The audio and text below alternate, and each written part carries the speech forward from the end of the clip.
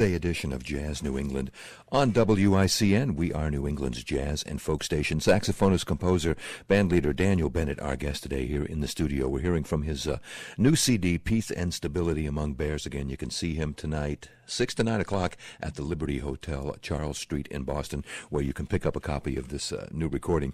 Daniel, we were talking off the air again. You mix this, you mix folk music and jazz, which is unique in its own way. And you said you found a niche for your music in New York, but.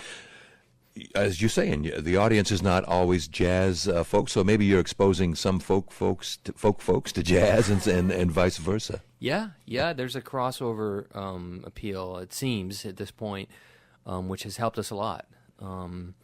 Like I was mentioning, when we were in Boston, when I was living in Boston, we were doing, rock clubs. We were at Harper's Ferry, and we were doing jazz venues, but people didn't feel like it was necessarily too jazzy or this, so it was nice, yeah.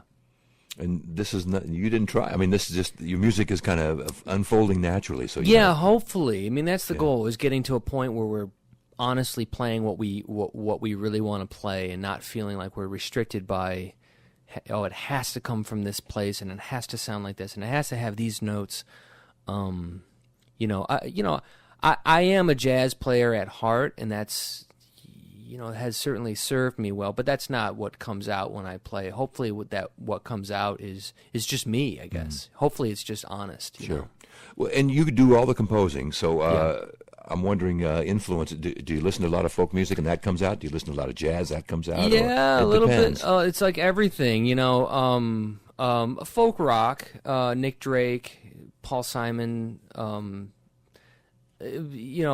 Bob Dylan even, but jazz too, Paul Desmond, Ornette Coleman, and then the classical influence, Terry Riley, Steve Reich, Philip Glass, kind of all comes together. Yeah. Yeah. Well, I know you've been on a bill with Bill with guys like Bill Frisell. Yeah, and who does kind of has that kind of folky sound with his guitar as well. Yeah, and there's a lot of. I think there's more artists that are coming out who are they're being honest with what this is who we are. Let's play, and people recognize honesty in music. People relate to it. They connect to it, and even if they don't, even if it's not their first choice in music, they'll gravitate towards something, whether they know it or not. They're gravitating towards it because it's has a certain amount of honesty.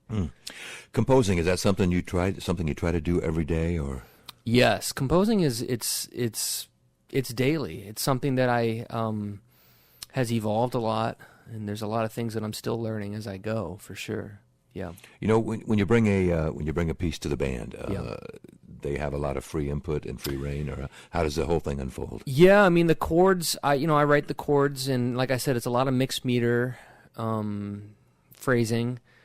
So I give them sort of the skeleton of what the piece is and let them run with it. And if it's a guitarist like Mark Cocchio in New York who plays with me, he's gonna take it somewhere a lot different than, say, a Chris Hirsch, who comes from more of a folk tradition, or Asaf Kahati, who also plays with me, who's going to be on the bill tonight, actually. Okay. Asaf is going to take it in a completely different direction, which is fine with me. I don't put any restrictions around that. I don't want people to feel like it's Daniel's thing and we have to do it exactly the way that he wants to hear it. So the tunes kind of, they're improvisational. They change from night to night. They change, and it's something that I'm learning to embrace too. It's beautiful, and things are beautiful when I get away from controlling it, and it's great. It's a little realization there that don't hold on too tight. Just let it go, and let people embrace it on their own. Let musicians embrace and get their own sound out of it, and then they'll feel like they have a vested interest. Well, along those lines, how do you think the guys would describe you as a band leader or a boss? Since you mentioned you try to get out of the way. Yeah, right. Well, I think I treat the guys with the utmost respect and dignity. I treat them well. I pay them well. Can't ask for more than that. That's right. That's done deal. I don't put too many. I don't put any restrictions on it. I mean, my main thing is something that I always tell my group is my biggest hang up is mostly just tempo, and maybe the overall vibe or feel. But even that, that's okay if that changes. Mainly just tempo. I don't really try to restrict the players at all. And it works, you know. How many classical gigs a year do you end up doing on an average? Yeah, well, I mean, the pit orchestra gigs, if you include those, I do a lot of those. That's when I'm not playing club dates as a band leader. I'm doing pit gigs, and I'm not teaching anymore. So I've really taken on a lot of pit gigs, which is fine. I love it. How are those different than maybe subbing for an orchestra or something? Well, they're a lot different. I mean, there's a little bit of wiggle room and flexibility with your sound in a pit gig, a little bit. A classical gig is a straight ahead, whether like a chamber music gig. I've done saxophone quartet gigs. That's going to be a little more rigid as far as fitting your sound in with the group. The pit orchestra gigs are a little looser maybe in your interpretation. Well, not really, actually, now that I think about it. They're demanding. Now, when you say pit, you're talking about plays and Broadway. Yeah, for instance, in the middle of all these travels, I'm doing this weekend for a few dates. I'm at the Westchester Sandbox Theater playing the Putnam County Spelling Bee, which is a hilarious musical. Yeah, and I'm playing the reed part, and I love it. It's great, and So it's a different discipline though. You got to be like just. And this is you one time, or do you get a couple of nights consecutive with the pit? I'm doing this one for a few weeks. Oh, okay. Which is nice because then you can kind of like the group gets better every night, kind of thing. Yeah. Wow. You mentioned you used to teach. Do you think you'll ever get back to that, or is it maybe something that's not going to happen down the line? I loved private teaching. I used to teach at Eastern Nazarene College and Quincy College in the New England area. It was awesome. I loved it. It's not my passion though. I think if I could do limited teaching private students, I would love to do that. That's very rewarding. It's just that my passion has always been to be playing my own music and going down that path. We're speaking again with saxophonist, bandleader, and composer Daniel Bennett. His new CD, it's called Peace and Stability Among Bears. And again, you can see him tonight at the Liberty Hotel, 215 Charles Street in Boston. They'll play from 6 to 9 with the quartet and Asaf. Be sure to tell Asaf hello for us. I will. And I want to also mention that... we were going to talk about, you recorded all your CDs up here in Massachusetts. Yeah, we did. And I was very lucky. About a year ago, I was in the subway in Boston, and a guy came up to me. He was looking at me kind of funny, but, you know... That happens a lot in the subway. Happens a lot in the subway in Boston.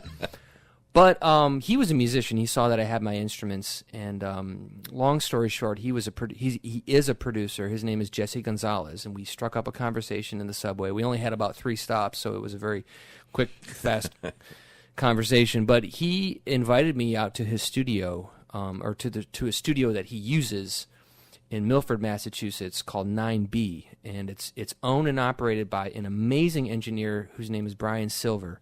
And Jesse invited us out to the studio to record Peace and Stability Among Bears, and it took us a little while to get about a year or so passed, and then finally we worked it out that we were able to go to the studio and work with Brian.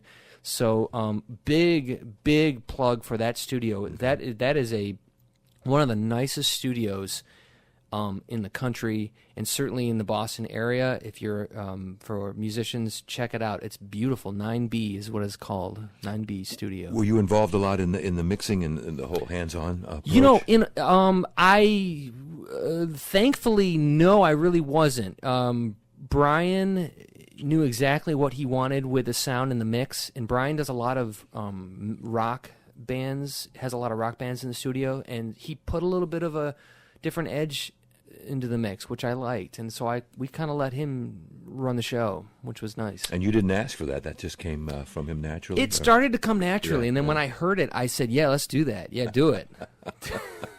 Well, you got the show tonight. Yes. The Liberty Hotel is one of the weekly gigs.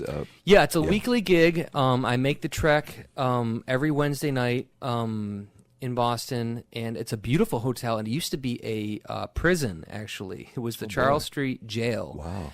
and they converted it into something like a 4-diamond hotel or something. It's beautiful. But the cool thing about the Liberty Hotel too is that they're very, very open to new music. So we are doing the Bear music. We're doing our thing, and they're very supportive. And there's great listeners that come out every Wednesday to hear us. Right. So it's been a very good situation. Blake Newman is on bass. Asaf Kahati will be with me tonight on guitar. So I'm very excited about that. And then just down the road, the performance with Steve Kuhn down in New York. Yeah, May 27th, Triad Theater on the Upper West Side on West 72nd Street. Daniel Bennett Group, Steve Kuhn. If you're listening on the web, check it out. If you're not from the Boston, well, even if you're from Boston, it's an easy train ride. Take the train to New York and come see the group.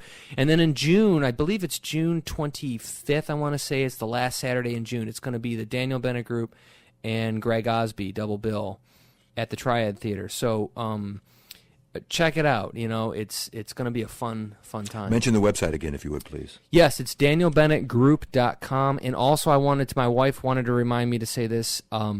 For anybody listening today, the first 5 emails that I get after the show, I'd like to send you the new CD.